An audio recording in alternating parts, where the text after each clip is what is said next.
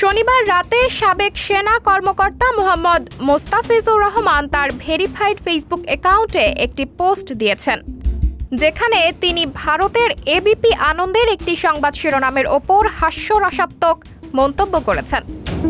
পোস্টে তিনি লিখেছেন, আলহামদুলিল্লাহ, আশা করছি অচিরেই শেখ হাসিনা অপারেশন পেহচানের আওতায় গ্রেপ্তার হবেন এবং বাংলাদেশে পুশিন হবেন। এরপর একটি হাসির ইমোজি দিয়েছেন। এর মাধ্যমে তিনি ভারতের একটি রিপোর্টের সঙ্গে সাবেক প্রধানমন্ত্রী শেখ হাসিনার গ্রেপ্তারের বিষয়টি যুক্ত করেছেন, যা হাস্যরসের আঙ্গিকে করা হয়েছে।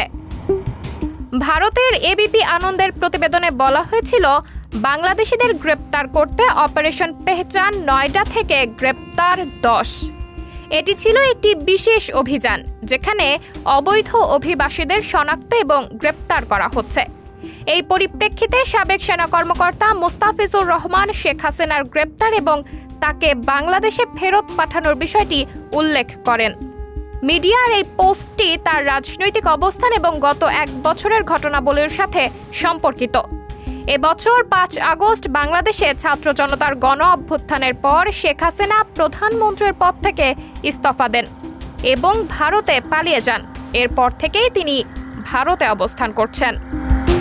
সাবরিনা জলিল, সবার কথা।